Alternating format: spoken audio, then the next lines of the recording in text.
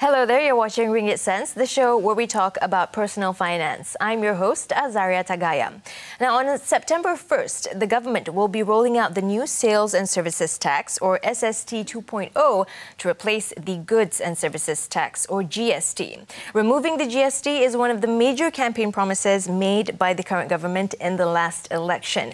It has been blamed for raising the cost of living in Malaysia, and as we speak, controversies about its inefficient implementation is actually still going on. So with us in the studio today is Member of Parliament for Damansara, Yang Berhormat Tony Phua Kiam Wee, who has been advocating for the SST in Parliament. YB, thank you so much for joining us. Thank you. Thank you for having me. Well, thank you for making time for us on Ringgit Sense, because this is a very important topic that we're talking about, from moving from the GST to SST. Now, you've said before in the past that implementing the SST come September 1st will actually lower the cost of living. Can you explain how this will work? Actually, it's a very simple concept. If you tax less, then the price hikes will be less. From the GST, the previous government's budget has budgeted approximately, or estimated approximately, 44 billion of GST collection. For the new SST tax, SST 2.0, for next year, we are only estimating a collection of approximately 21 to 24 billion ringgit. So we are looking at almost half of the collection in terms of taxes from the SST as compared to GST, and as a result, as a direct result, prices will not go up as much as when compared to GST. Simple as that. Okay. Now, some people have said that the GST has actually shown some success in other countries. So why has it not been successful in Malaysia? Can you give us some reasons for that? I think success is relative. Are we measuring success in terms of the ability to collect more revenue? Yes, absolutely. GST collects 40 billion ringgit or more. It is successful because it can collect more money from the people. But is it successful in making the lives of the people better?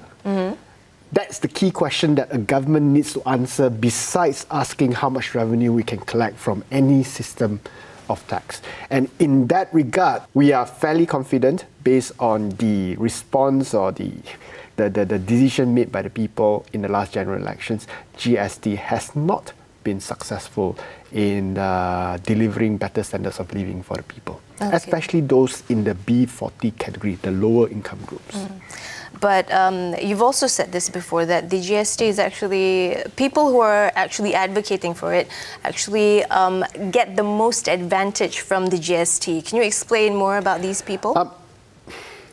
Some of the people who advocate GST are existing income taxpayers. Now, if I'm an existing income taxpayer, it means I'm part of the 15% of the workforce that's paying taxes. Now, I feel aggrieved. How come I'm the 15% that's paying and 85% of Malaysians are not paying? That's not fair. Yes. Now, we all know that perhaps 5%, 10% more of this workforce should be paying taxes, but they are evading taxes. But what we must also realize is the bulk of those who are not paying taxes today is not because they don't want to pay taxes, but because they don't qualify to pay taxes. They don't earn income above 3,000 ringgit, for example. So the question we need to ask as a government is, why is it that after so many decades, we are not able to raise their income above 3,000 ringgit such that they are contributing taxes to our coffers? So for those who are preaching, for example, yeah, we can implement GST, raise revenues, and then after that, reduce income taxes, who benefits? It is those who are already better off who will benefit from lower taxes, while the burden then is pushed onto the lower income groups. What about the bulk of accountants who have said that the GST is actually beneficial? Are they wrong? Like I said, beneficial needs to be qualified. How? Beneficial for who? It is beneficial for the government in terms of revenue. It is not beneficial for the B40 group, who are disadvantaged disproportionately more relative to the higher income group. So it is not wrong to say that GST is more efficient. Yes, it is more efficient in collecting taxes from everyone.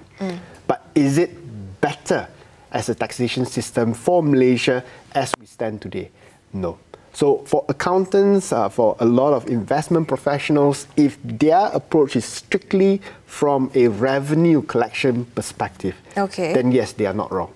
But they are not looking at it from the social impact perspective of the GST. Okay, so many in the opposition have actually said that changing the GST from 6% to 3% would actually be a better alternative rather than introducing the SST. Now, how do you view these comments, and how is the SST actually going to help us more in the long run? It looks like a very simple argument. With 6% today, we are collecting approximately 44 billion ringgit. With 3%, we will collect 22 billion ringgit, which is roughly the same as what we want to collect with the SST 2.0. Hence, to make things simple, why bother introducing a new tax? Yeah. Why not just reduce the tax rate? So it's a very simple and very convincing argument, except you don't quite look at the cost of implementing GST, which is a lot more, a lot bigger, both for the government as well as the businesses involved. I'll give a very simple example. A company that's qualified or is required to collect GST needs revenue of 500,000 ringgit per annum. Okay. Which means that on a monthly basis, you are collecting approximately 40,000. And from 40,000, 3% GST works out to 1,250 ringgit, right? And for GST, there's input tax as well as the tax collected. So whatever I collect, 1,250, I net off my input tax, the tax GST I pay to my suppliers. Yeah. So let's just say that this input tax that I paid is 1,000 ringgit. So effectively, I'm collecting 250 ringgit every month for the government. So 1,250 minus 1,000, 250 ringgit I collect and pay the government. Now imagine, to collect this 250 ringgit of 3% GST, okay, I have to make sure my systems are up to date. I have to make sure I have an additional audit clerk or accountant to help me verify all this transaction information. I have to pay more to my auditors annually to make sure that my tax is complete and I'm not unintentionally evading paying GST and get exorbitant penalties as a result. So what is often neglected is the compliance cost of GST to businesses. For the government, that's your problem. I just want that 250 ringgit. But to collect that 250 ringgit, the businesses are investing a lot more.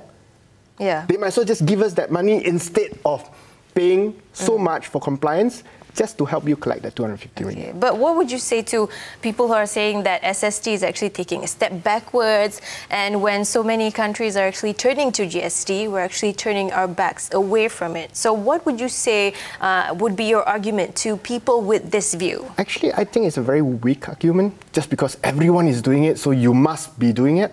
I think every policy has to be justified by its merits.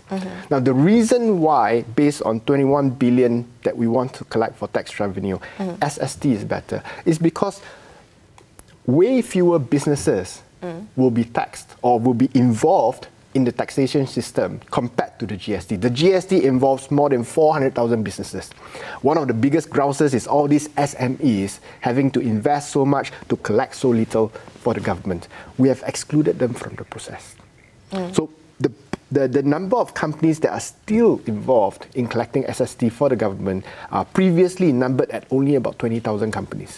Perhaps now there's more, 30,000, 40,000, but that's only 10% of the total number of companies previously that was collecting taxes on behalf of the government. That simplifies it both for the businesses as well as for the government.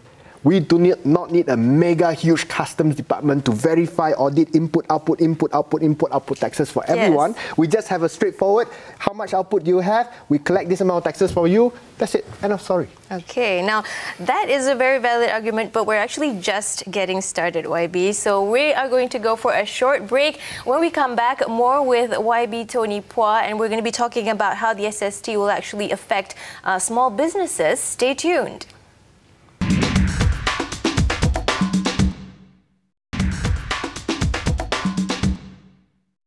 Back with us on Ringgit Sense. Thank you for staying with us. You're still with me, Azaria Tagaya, and we are still with our guests in the studio, YB Tony Pua, talking about the move from the GST to the SST. YB, welcome back. Now, for the second part of our interview, we actually want to know how the SST will have an effect on businesses, especially small businesses. Will it actually lower the cost of doing business for them? For those who are still collecting taxes for the government, so compared between SST and GST, definitely the cost of complying to SST is a lot lower because it is a single stage tax, whereas GST is a multi-stage tax. Not only do we have to collect taxes from the people who purchase goods and services from us, we have to calculate what we have paid for GST to those suppliers whom we have paid GST charges, and we have to net the difference, and we have to make sure that the right products which are exempted are not collected, etc., etc. Whereas for SST, it's very simple.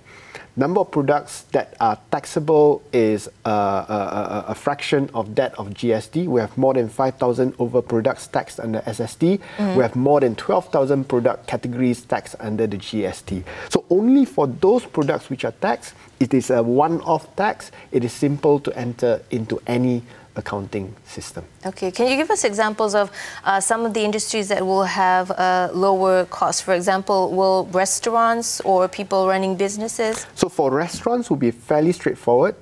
Only for restaurants with revenue above 1 million ringgit.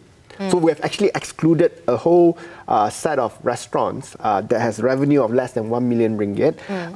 And for 1 million ringgit and above, they need to collect the 6% service tax, which is the same as GST, but they do not have to process for the input tax. Okay. Whatever they collect, this is the amount I collect based on my revenue, this amount would then be handed over to the government. As the government is actually looking to collect less taxes with the SST, so will we see the government actually widening the scope of items that will have SST? For example, how can you give us examples of new items that will actually be taxed and affect the B40 and M40 group?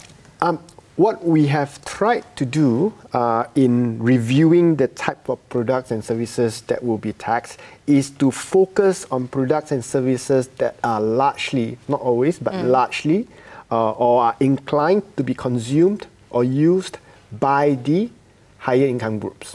So we tried to avoid expanding the scope of products and services in sectors or in goods which are largely consumed by the B40 group.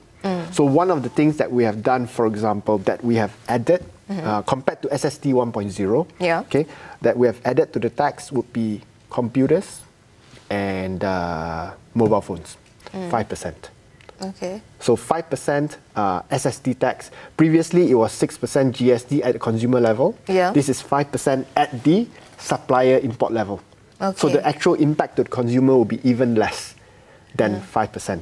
But this is imposed as a widening of the types of products that will be charged a tax. Okay, so with that in mind, being easier to administer, come September 1st, do you foresee any teething problems with implementing the SST? I suspect there will be.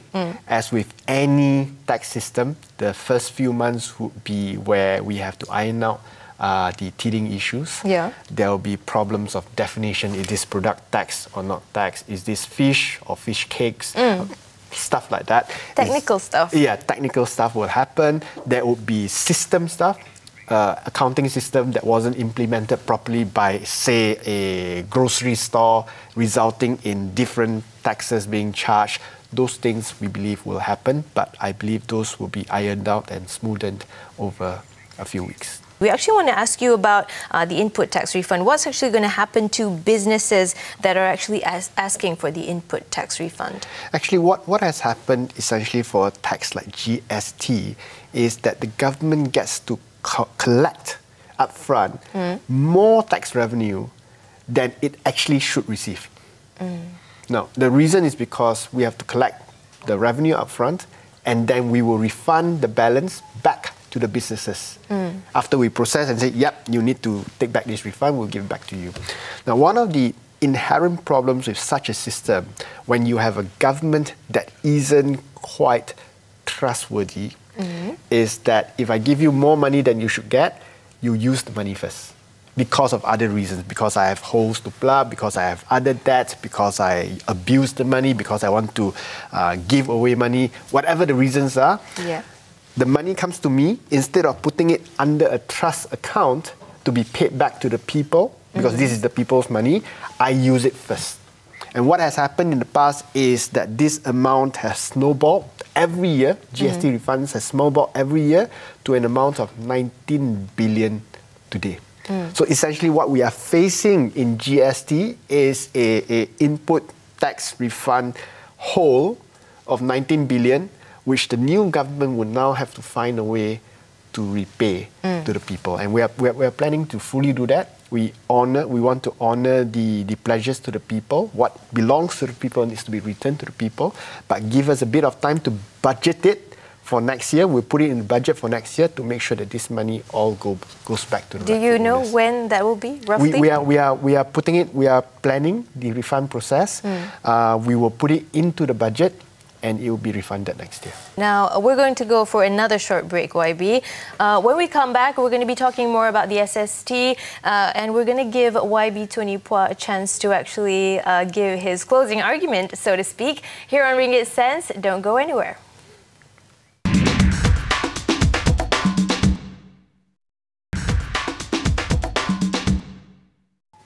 Back with us on Ringgit Sense, we're still talking about SST and its implementation comes September 1st. With us in the studio, we are still with YB Tony Pua. Now, do you think that the gap in the collection between SST and the previous GST will actually lead to a deficit in the coming budget, which is something that everyone is actually looking forward to as well, the budget? Of course, the biggest question is, now that you're 21 billion short, SST relative to GST. How are you going to fund for your expenses? Actually, there are a few ways to do it. Number one is to make sure that we spend our money wisely. And one of what we call the moral hazard of collecting GST, or collecting any form of taxes really, is that as long as I can keep collecting taxes from the people, I don't have to discipline myself in terms of spending. So if I'm short of money, tax more.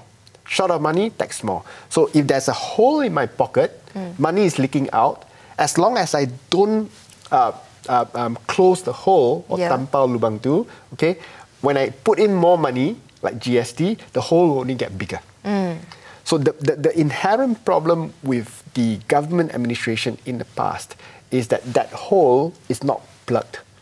So our position is very simple. In order to use the people's money effectively, and without betraying the trust that's been given to the government, we must plug the hole first. And from what we have discovered, the hole is very big. So if we are able to plug this hole, we do not foresee any major problems in meeting the same deficit targets that the previous governments were aiming for, despite collecting less revenue. Okay. What about some voices that are actually saying that we may need to reintroduce the GST in a few years' time if the SST does not work? What do you have to say to them? Why would the SST not work? The SST has been in place for the past 40, 50 years, since 1970s. Why would it not work? It would collect less money. Okay. Why would it not work? Now, in terms of additional revenue streams, the Ministry of Finance is currently planning for additional measures, whether in the form of, for example, soda tax. No, not sugar tax. No, everyone needs to eat sugar, but you don't need to drink Coca-Cola. Yeah. Right? So perhaps a soda tax that has dual impact. Some revenue for the government, some deterrent from consuming these canned drinks. Or perhaps a carbon tax to ensure a more sustainable environment. So you tax entities that uses more carbon, and you credit entities that use less or takes environmentally friendly measures. Or other forms of revenue generation, for example, land sales. We all know in the past land sales has been, my friend, let me give it to you at a discounted price. No tender. But our approach is very simple. All land sales have to be staggered, planned, and conducted via open tenders. And the government will be able to raise revenue. A planned land sale will be able to raise revenue 2 billion to 4 billion annually without any problems. So there are many ways to plug the revenue gap, and it doesn't have to come from putting the stress on the B40 group of Malaysians. So that's the long answer. But for people who are asking, will the GST come back? The short answer is no. No. Okay, so moving away a little bit from the GST and more towards the Pakatan Harapan government's pledges during the last election. Now, one of the pledges is actually to abolish the toll. That's right. So this is actually something that a lot of people are looking forward to as well. And now that we know the country's financial situation, can it still be done, buying out all the toll concessionaires? I believe that it is a promise that we intend to keep. It is not a promise that we said we must do in the 100 days. It is a promise that we say we will do gradually through our term, secara berperingkat. Okay. And in the current scenario, it won't be in the immediate term purely because of the financial situation that we face. We did not come into government expecting to see a 19 billion ringgit tax refund hole. Now that could buy out a lot of highways.